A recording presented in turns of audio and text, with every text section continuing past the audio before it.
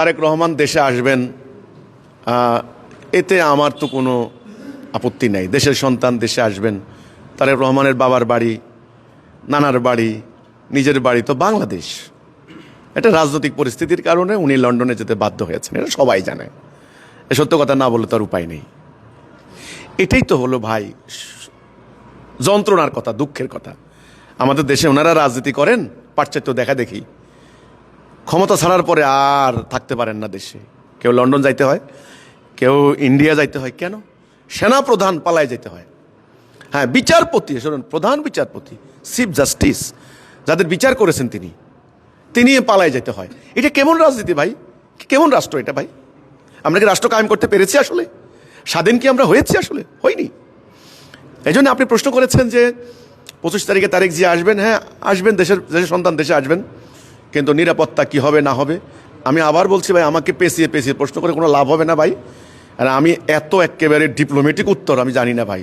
আমি সরল উত্তর জানি, সরল কথা আমি বলছি ভাই। সেটা হলে আমি আশঙ্কা করি বাংলাদেশে এই হানাহানির রাজনীতি যতদিন থাকবে, এই ভুল পথ যতদিন সবাই প্র্যাকটিস করবে, এই সিস্টেম যতদিন প্র্যাকটিস করবে, ততদিন আমি কারো নিরাপত্তার আশা করতে পারি না, পরিস্থিতির উত্তরণের কোনো আশা করতে পারি না। সোজা কথা, আমি করতে পারি না। ওনার বাবা জিয়াউর রহমান সাহেব, প্রেসিডেন্ট জিয়াউর রহমান সাহেব, দেখেন ওনাকে কীভাবে নিষ্ঠুরভাবে হত্যা করা হয়েছে। অথচ উনি কিন্তু দেশের জন্য কিন্তু অনেক অবদান রেখেছে। হ্যাঁ, ওনার রাজনৈতিক প্রতিপক্ষ তো আছে, ঠিক আছে, স্বাভাবিক কথা। যারা আওয়ামী লীগ করে ওনাকে আবার নানানভাবে ব্লেম করছে। তা আমার কথা হচ্ছে এইটা, যে এই সিস্টেমটা থেকে আমরা বেরিয়ে আসি, দেশ থেকে যেন কেউ পালিয়ে না যায়, দেশের সন্তান দেশে থাকুক, মানুষের কল্যাণে আমরা কাজ করি। আল্লাহরও সন্তুষ্ট হবে, মানবতার কল্যাণ হবে, আমি পরকালে জান্নাত যাব। এ রাজনৈতিক ব্যবস্থা থেকে বেরিয়ে আসতে হবে।